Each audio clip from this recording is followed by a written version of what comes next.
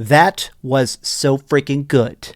I just finished watching the PlayStation State of Play that's kicking off 2024, and clearly Sony wanted that to be a very special showcase. It was 40 minutes of new gameplay, crazy releases, tons of dates of when games are coming out, surprise reveals, lots of remakes and remasters, and across the board, it all looked incredibly fantastic. Sometimes these showcases have these dull parts, particular games that just don't look good or the trailers are poorly edited, but this time I'd probably give this a straight up 8 out of 10 because everything they showed off looks like stuff I definitely want to try. But let's go through this bit by bit. Let's actually talk about this entire state of play in case you happen to miss it.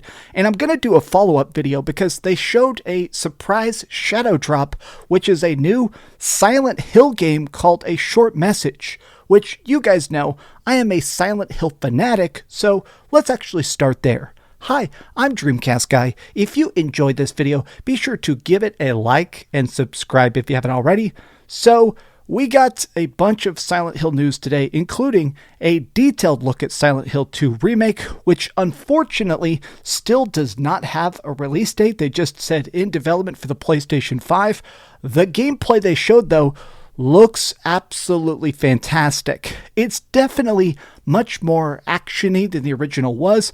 Anybody who's played a bunch of the old school horror games, even classic Resident Evil or games that maybe you haven't heard of that are a bit more obscure, there are games that happen to be spooky, but don't exactly, you're not doing quick turn shooting. This is more of a just updated style of it. It looks like James Sunderland has discovered how to be a third-person shooter. I think this looks incredibly good, but also kind of different. How do I explain this? The classic Silent Hill always felt kind of spooky, but purposefully slow. This looks quicker. Now, on the topic of slow, though, this other thing they showed off, Silent Hill, A Short Message. This seems to be a completely combat-free, spooky experience. Perhaps it's like some sort of basically apology from Konami about the death of Silent Hills, because that game was always just a spooky hallway to us. So now we're getting a game that seems to be playing as a kid who's being bullied, and there's all sorts of creepy notes and monsters. I'm going to do a separate video talking about that because I'm about to install it, and I'm terribly curious as to how it's actually going to play and how spooky and scary it's going to turn out. Now, let's go through this all in correct order as they revealed it. The showcase began with Helldivers 2. This is a squad-based live service shooter that's coming out next week. The first one was great. I really liked the original Helldivers, so I'm definitely going to buy this. I'm definitely invested in checking it out, but I'm definitely curious to see how they're turning it into a live service game. Anytime you take something that's single player and fun, or even multiplayer like the original was, and turning it into something with battle passes, I'm always a bit skeptical of it. Now, a game I was previously a bit gun-shy about, slightly skeptical for, was Stellar Blade. They did a huge deep trailer about this game, showing off the fact that it's about these creatures called the Nativa who have taken over Earth, and now humans have fled the planet.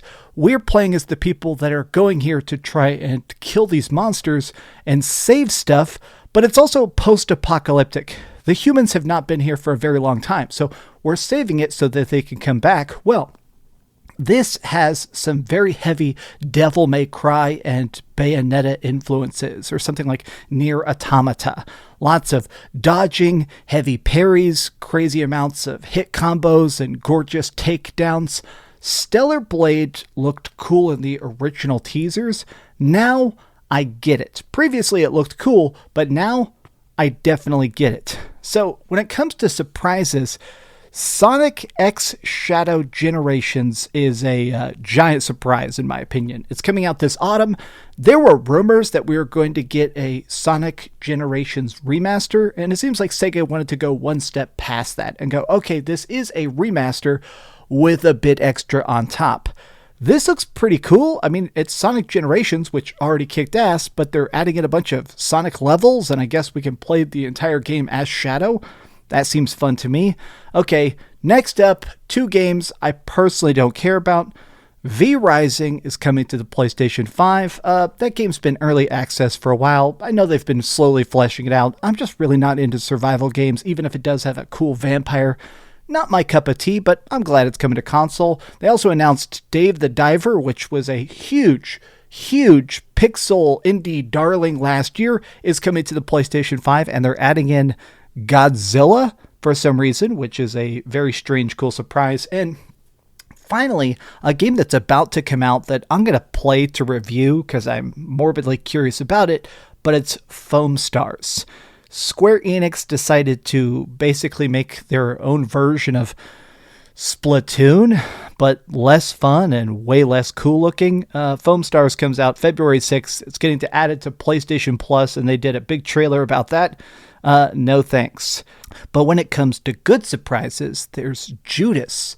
This is by the creator of BioShock. Now, obviously, I'm a big BioShock fanboy. I've got BioShock tattoos, so anything inspired by BioShock, I'm instantly just ready to check out. This is by Ken Levine. This is by the dude who invented BioShock, and it just looks like BioShock. Apparently, the catchphrase of the game is going to be, "I'm waking you up whether you like it or not."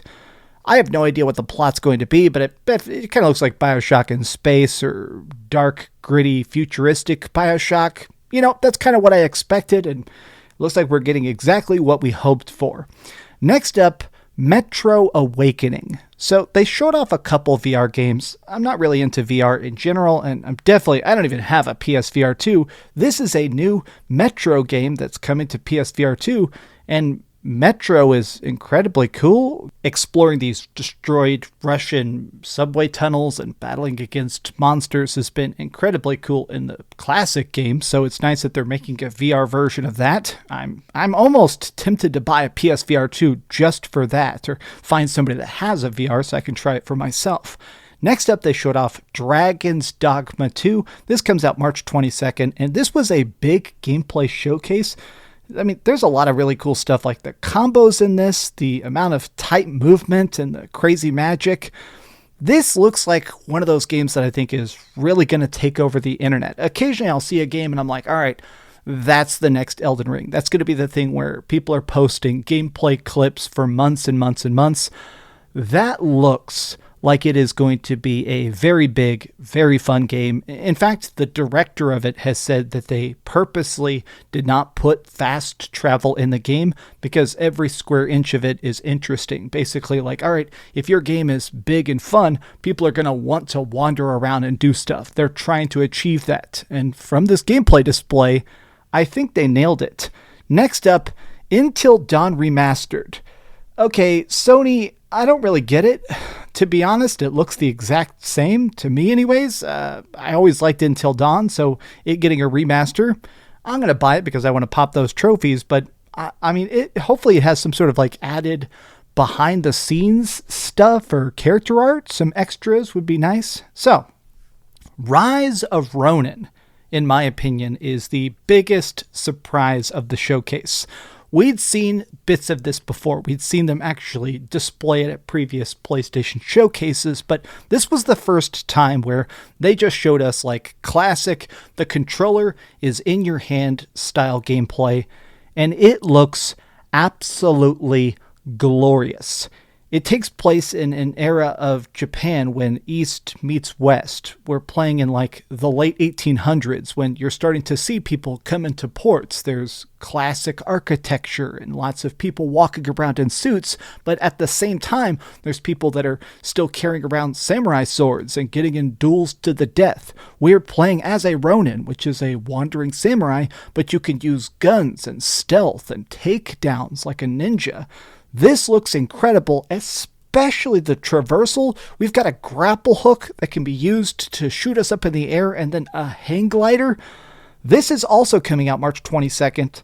Rise of Ronin, I think, is maybe one of my most hyped games of the year other than Final Fantasy VII Rebirth, which is my one disappointment. They did straight up say that Final Fantasy VII Rebirth is not here because it's getting its own state of play on February 6th, which, okay, is kind of a double-edged, like, it sucks that it's not here today, but since we're getting an entire state of play dedicated to it, that's still pretty awesome. And additionally, we have heard that there's going to be a Final Fantasy VII Rebirth demo. That's definitely when we're going to see the demo. So February 6th, I'm definitely ready for that. Now, they ended off with the part of this that some people seem to love and some people seem to hate, which was Death Stranding 2. This looked like a fever dream. Talking claymation puppets, Sam Bridges is back, we're going to different countries and still delivering packages, there's floating mummies that are shooting out squid ink, stuff like a clown playing guitar to fight off giant robot samurai. I mean, I love Hideo Kojima a lot. I'm pretty open-minded. This trailer, though, is like a lot of Kojima stuff where it truly makes no sense. The game will be good, but man, these trailers are purposely out of context gibberish. They did announce, though, that Sony is entering a special partnership with Hideo Kojima to make a stealth action game, which is interesting because it basically sounds like he's going to finally make a new Metal Gear. Even if that's not the name of it, it's going to be a new Metal Gear.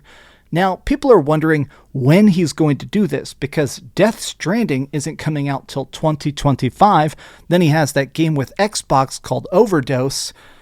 So when is this coming out? 2026? 2027? I mean, these deals, sometimes I feel like talking about these deals so early on is a bit of a mistake, but that's the way the film industry does it, and that's the way that Kojima is obsessed with the film industry, so clearly he wants to do that. But overall, this was a pretty good showcase. I had a lot of freaking fun watching it, and now I'm going to go install that freaking Silent Hill short message and make a video about that, because who knows how spooky that's going to be. But tell me your thoughts in the comments down below. Tell me what you thought of this showcase and which parts of it wowed you the most.